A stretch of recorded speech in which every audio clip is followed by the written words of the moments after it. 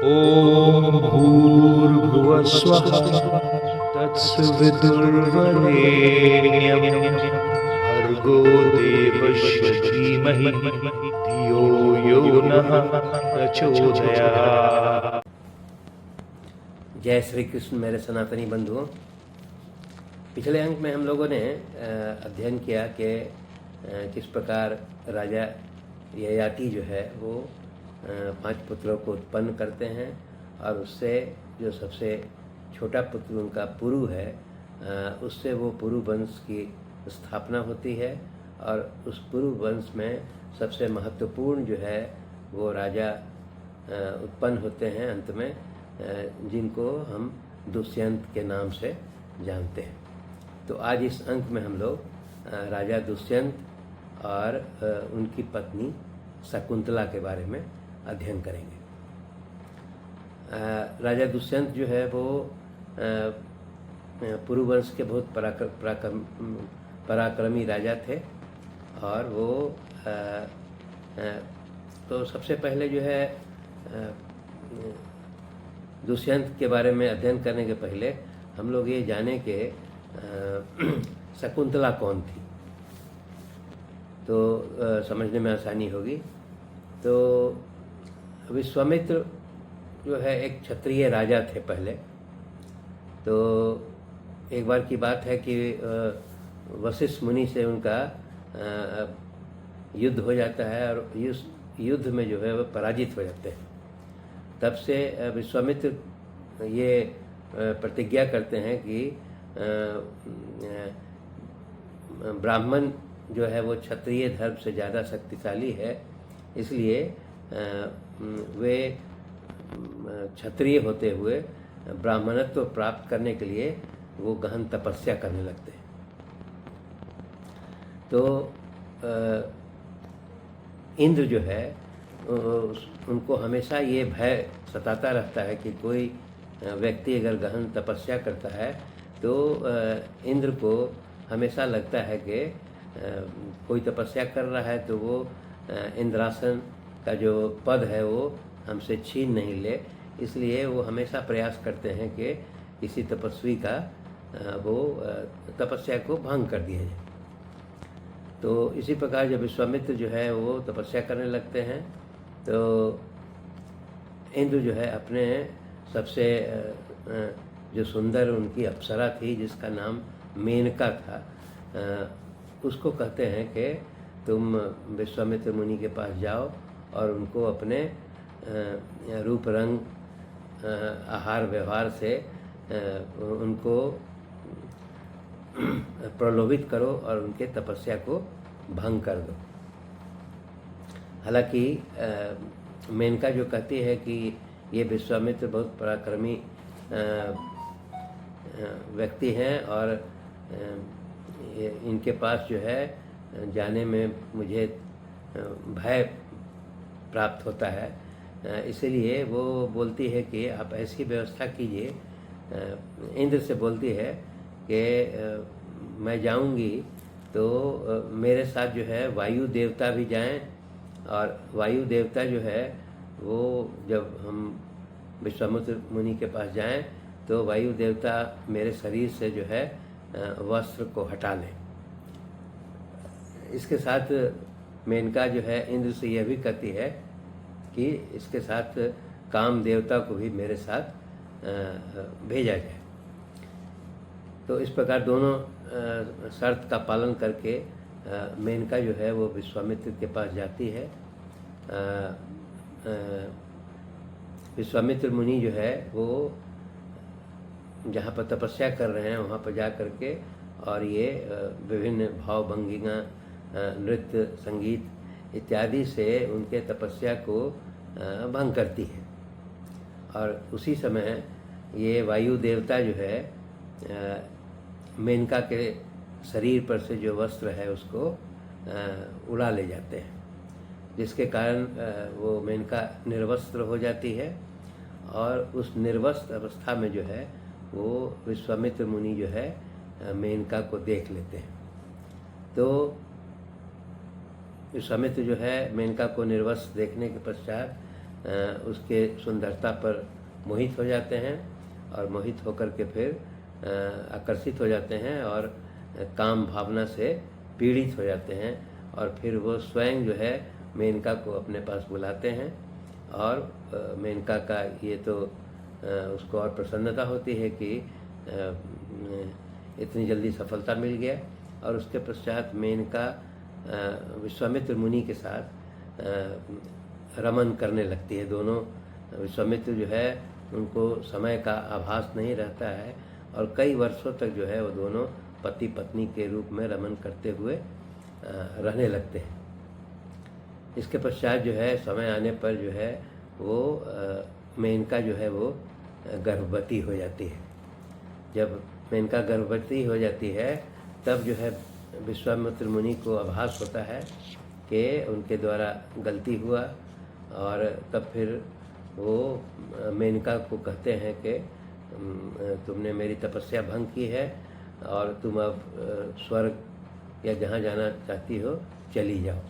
तो मेनका का भी जो है वो काम पूर्ण हो गया था, इसलिए वो जो वहाँ पर एक पुत्री को जन्म देती है और उस पुत्री को जो है वो जन्म देती है। और ये घटनाएं सब हो रही है, उसमें एक महत्वपूर्ण बिंदु है कि ये उस समय कोई मालिनी नदी था, वहाँ पर ही ये सब सारी घटनाएं हो रही हैं। तो मेनका जो है उस पुत्री को जन्म देने के पश्चात उसी मालिनी नदी के किनारे छोड़ करके और वो फिर स्वर्गलोक को चली जाती है। और इधर विश्वामित्र भी जो है वो तपस्या में अपना लीन हो जाते हैं। अब ये मालिनी नदी के पास जो है एक कण्व नाम के ऋषि का आश्रम था। तो जब कण्व ऋषि को ये मालूम होता है कि उनके आश्रम के पास एक छोटी बच्ची जो है, नवजात बच्ची वहाँ पर है, तो कण्व मुनि वहाँ पर आते हैं और देखते हैं कि एक छोटी बच्ची जो है वो नवजात शिशु के रूप में वहाँ पड़ी हुई है। और वो ये पाते हैं कि उस समय कोई शाकुंत नाम का कोई पक्षी हुआ करता होगा जिसके बड़े बड़े पंख होते होंगे। तो उस शाकुंत पक्षी ने जो है वो उस बच्ची को पूरा ऊपर से पंख के द्वारा सुरक्षा दे करके उसको सुरक्षित पालन कर रही थी। तो कण्व ऋषि जो है वो उस बच्ची को अपने घर पर ले आते हैं और अपनी पुत्री की तरह उसका लालन पालन करते हैं। और चूँकि उस बच्ची का जो है वो सुरक्षा जो है वो शाकुंत नाम का पक्षी कर रहा था, इसीलिए उसका नाम जो है वो शकुंतला रखते हैं। तो इस प्रकार शकुंतला जो है धीरे धीरे कण्व ऋषि के आश्रम में उसका लालन पालन होता है और वो नवयौवन माने यौवन प्राप्त करती है और काफ़ी सुंदर महिला के रूप में विकसित होती है। तो अब इधर जो है हम लोगों ने पहले अध्ययन किया कि पुरुवंश के जो काफ़ी प्रतापी राजा थे जिनका नाम था दुष्यंत, बहुत शक्तिशाली राजा थे। और वे एक बार की बात है कि वन में शिकार करने के लिए वो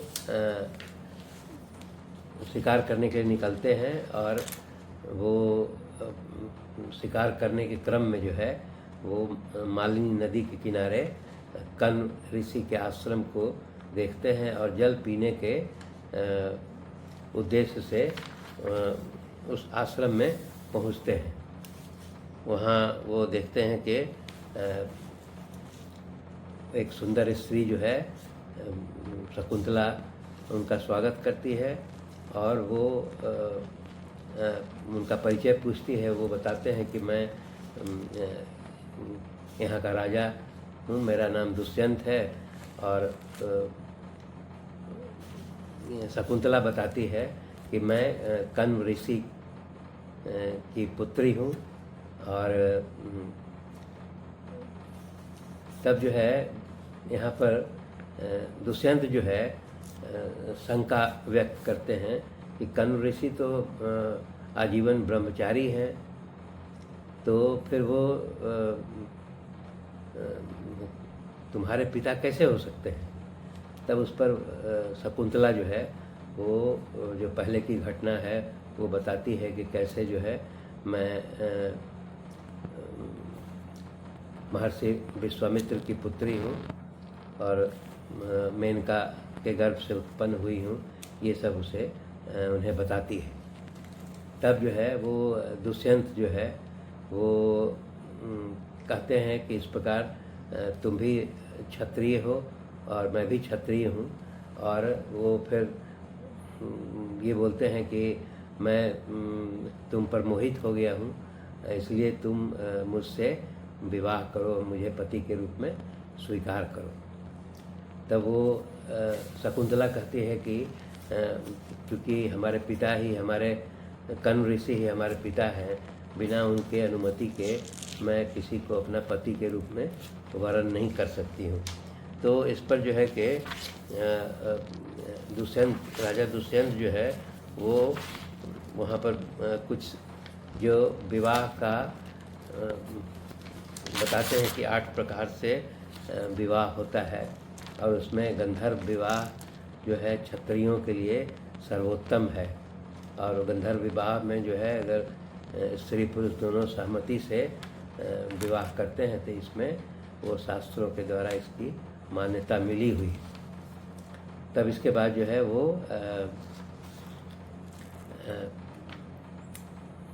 शकुंतला जो है राजा दुष्यंत से वो विवाह करने के लिए तैयार हो जाती है।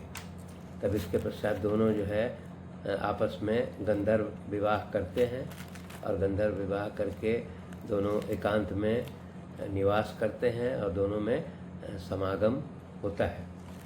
और इसी बीच में जो है वो शकुंतला जो है गर्भवती भी हो जाती है, परंतु दुष्यंत, राजा दुष्यंत जो है वो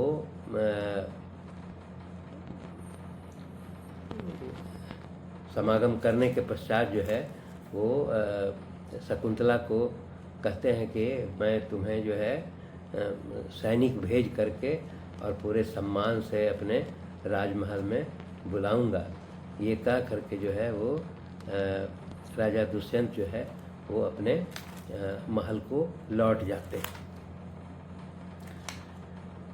इसके पश्चात जब कण्व ऋषि आते हैं तो वहाँ पर बताया गया है कि शकुंतला जो है काफ़ी लज्जित है, वो अपने पिता को देख करके काफ़ी लज्जित होती है, शर्माती है। परंतु जो है कण्व ऋषि जो है वो दिव्य दृष्टि है उनको, और उनको वो आभास हो जाता है कि ये शकुंतला जो है किसी बात को लेकर के लज्जित है, इसलिए वो उससे पूछते हैं कि मुझे जो है तुम में कुछ परिवर्तन दिखाई पड़ रहा है, इसलिए तुम मुझे सत्य बात जो है बताओ। तब इस पर जो है वो शकुंतला जो है कण्व ऋषि को यह बताती है कि यहाँ के राजा जिनका नाम दुष्यंत है वो वन में शिकार करने के क्रम में यहाँ पधारे थे, और मैंने उन्हें अपना पति के रूप में स्वीकार कर लिया है और पति के रूप में वरण कर लिया है। गंधर्व विवाह मैंने उनसे कर लिया है, और मैं उनके पुत्र की माँ भी बनने वाली हूँ। तो इसीलिए मैं थोड़ा शर्मिंदा हूँ आपसे। इस तरह का बात जो है वो शकुंतला महर्षि कण्व ऋषि से बोलती है। कण्व ऋषि जो है बोलते हैं कि तुमने जो है योग्य पति का चुनाव किया है, और स्त्री पुरुष जो है अगर दोनों सहमति हो तो उसमें गंधर्व विवाह जो है उसकी मान्यता है, और तुम्हारे गर्भ से जो यह पुत्र होगा वो बहुत ही प्रतापी राजा होगा, और वो पूरी पृथ्वी पर राज करेगा,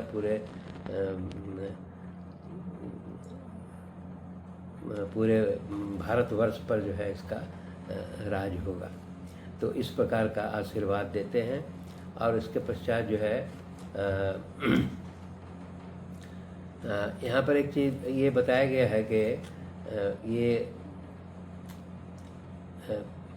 यहीं कण्व ऋषि के आश्रम में ही रह करके, और इसमें अब जो बताया गया है कि लगभग 3 वर्ष के पश्चात जो है शकुंतला को जो है एक पुत्र की प्राप्ति होती है।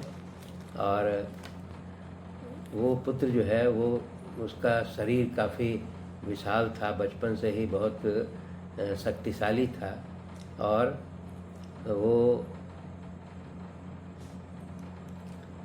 उसका नाम जो है वो कण्व ऋषि जो है उसी का नाम भरत रखते हैं। तो अब इसके पश्चात जो है अगले अंक में हम लोग देखेंगे कि ये भरत जो है फिर कैसे जो है वो राजा दुष्यंत के पास जाता है, और भरत के बचपन की कथा जो है वो हम लोग अगले अंक में अध्ययन करेंगे। धन्यवाद।